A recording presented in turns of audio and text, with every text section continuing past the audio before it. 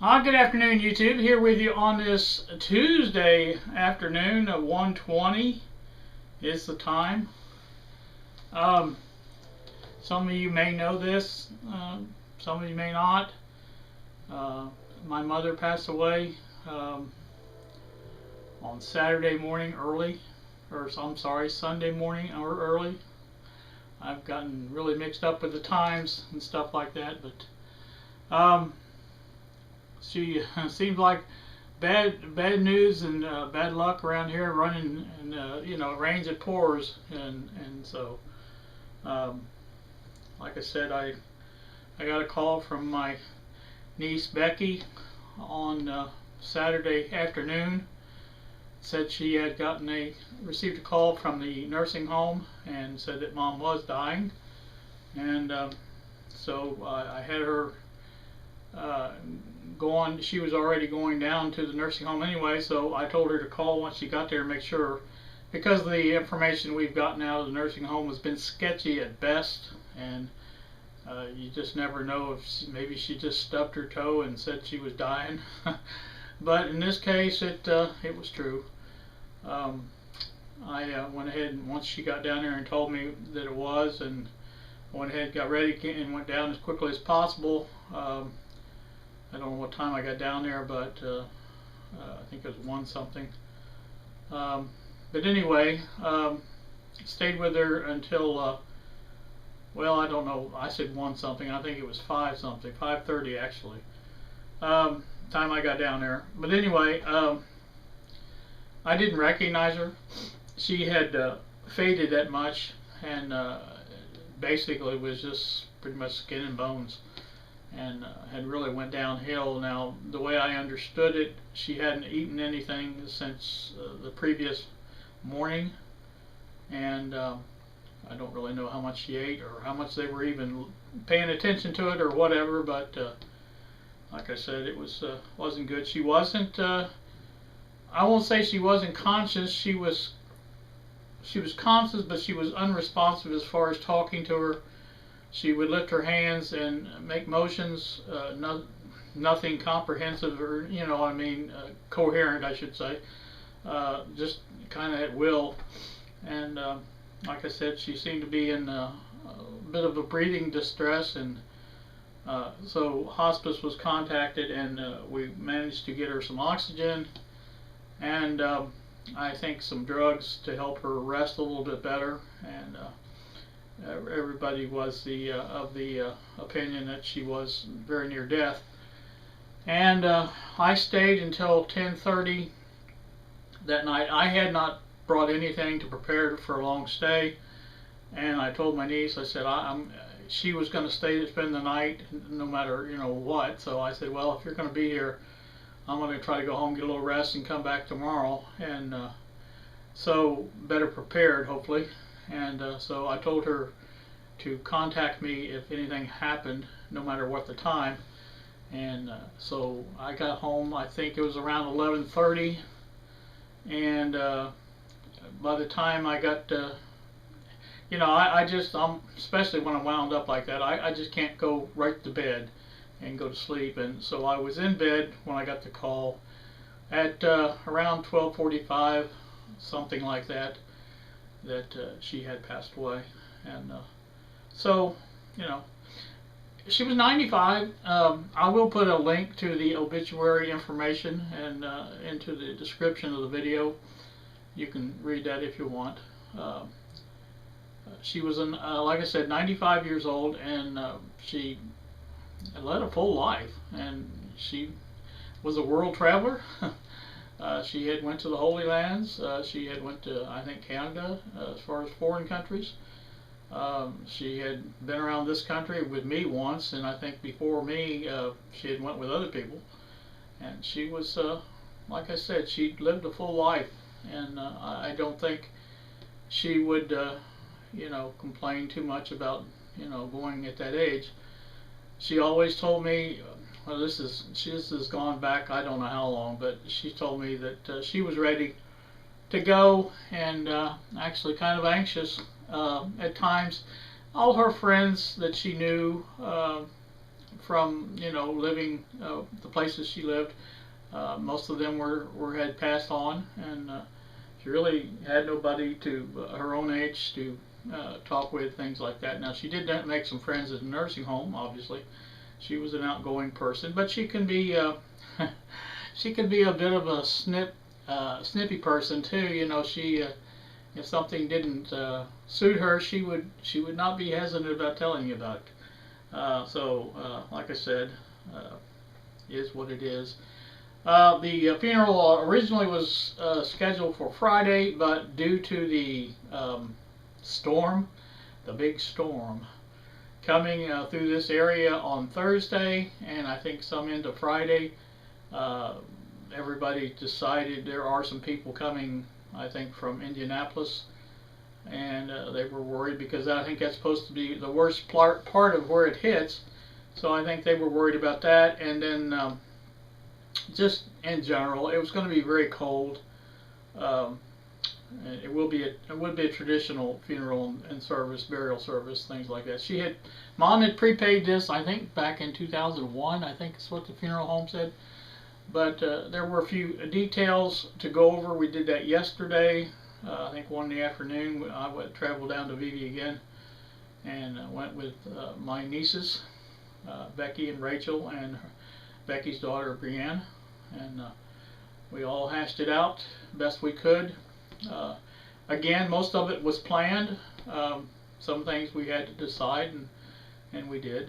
But like I said, that's you try to make the best of it as you can, and everybody knew that she, again, had lived a full life, and you know, there was no complaints there as far as that was concerned. So I had planned a different type of video. In fact, I don't know, you probably can't see it, but over here is one of the parts for it.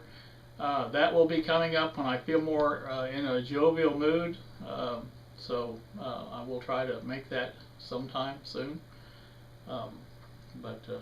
As of right now, as I said, if you read the information, the funeral has been rescheduled for next Friday, the 11th of February, and gives you a little more time, I guess, to prepare and hopefully get rid of all the snow. I think it's supposed to be well up into the 40s by that time, and so surely a lot of it will melt, and but I just wanted to kind of let you guys know where I've been, what I've been doing. I was talking to Becky a while ago, and she was telling me that she slept I don't know how long, but it was like 11 hours or something like that, and I did the same thing. I went to bed last night a little after 10, didn't get up till 9 this morning. I was drained completely, and it's not physically. I mean, I did drive down there and back, but that really wasn't the problem. It was the emotional. It takes a lot out of you dealing with stuff like this, and we had just gotten over my sister's passing, and I know Becky was the same way. Of course, she was very much involved in that, and it was you know, hard to deal with, but got through it. I think we're okay. Of course, it'll, you know, be another week or so, and we'll be dealing with it again, you know, part of it. So it is what it is, and you go on, life goes on, as they say. But I thought I would go ahead and make this video and let you know what was going on. I started to make another video. I have footage in the Canon camera on the project at the bench there, the ICO FM tuner.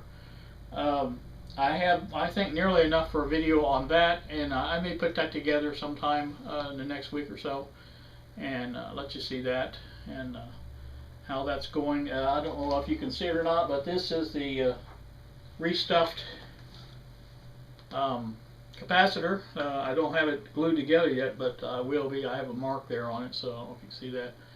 But I will be gluing that together and soldering the common leads inside there. I got to remember to do that because I haven't remembered it so far, but I've been a little busy. So really nothing much else going on here at the bench. So I just thought I would bring you this sad announcement, but happy in a way. She's in a better place. She was a devout Christian.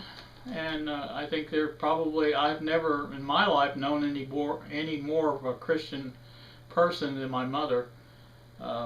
When I was growing up, if the church doors were open, we were there. I think that's part of the reason I don't go now.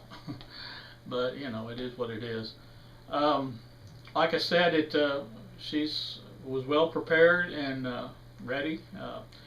We're a little bit discouraged by the treatment she received at the nursing home, but again, you know, I wasn't there. We had not got to see her much. Now, my niece Becky did see her through the window, I think a few days before she died, actually, and she seemed to be okay. And she had, they had moved her at some point during the latest COVID upsurge, and they had moved her to Martinsville, Indiana, and they thought she had COVID then. But she got up there and they told the other nursing home that she exhibited no symptoms at all from COVID, and so she was brought back down to Madison. This was not COVID related. It was, as far as I can tell, either just strictly old age or her time to go, I guess is the best you can say it. She did have a fall, I think the day before. Whether that had anything to do with it, I doubt it. She didn't have any broken bones. She did have a few bruises. The nursing home said it wasn't that bad though. So, you know, I think this was just a case of, now, you know, looking back at my grandmother pretty much did the same thing, and she was pretty much well up until the time that she started to decline, and that was it. And it's just the way Mom went. And so, you know, that part of it, I guess it's your time, and I've always said that anyway. But so, like I said, I just thought I would bring this to you and let you know what's going on, and hopefully maybe sometime next week, I don't know, or actually this week, I don't know what I'll be doing next week, but I'll try to get back into getting this capacitor glued back together and put that back in, at least have that much of it done. I've got some other things done as well, but like I said, they'll be on the video coming up on the camera, and so I think I've got pretty much enough for a video now on that, so I'll taking care of that. Bill, I saw you had a little bit of a snowstorm up there. I guess we'll be dealing with that later in the week. As far as I know, and I was talking to Bob about this, we're not supposed to get that much here. I think the majority is concentrated north of us in Indianapolis. And of course, now where the funeral is at in Vevey, that's about as far south as you can go within the state where it's located, because it's right on the Ohio River. And so I don't know how bad it's going to be, but it was going to be very cold, so we were kind of looking at that too. But mainly the snow and people having to travel a great distance to get there. So I don't think it would have affected us that much, but like I said, that's why they decided to postpone it until next Friday. So that's as far as I know, as much as I know, and all I know. Not a great deal, but today is actually a nice sunny day. I say sunny, it's partly cloudy actually is what it is, but I can see sunlight out there, and it's, you know, bright, so it's not a bad day. In fact, I think it's supposed to be near 60 degrees today, and that's weird for this time of the year, but I think that's what they said on the forecast, and I haven't checked it lately, but I guess I could. I think 2 o'clock was supposed to be our high for the day, and let's see what it says. It doesn't say anything. It takes forever to update on this phone. It says 58. I'll even point that up there. You can see 58. I think you can see it. Lights might have blinded it, but it is 58 degrees out there, and I can see on the radar. I can see something coming out of the west. I don't know what it is yet, but I doubt that that's our big storm. It might be. You never can tell. But if it's slow moving, I guess it could be. It was over in Illinois somewhere. But so anyway, that's that. I guess I'll get off here and get this uploaded and let you know about it and everything. So that's about it. You guys have a great day. Thank you so much for watching, and we will see ya.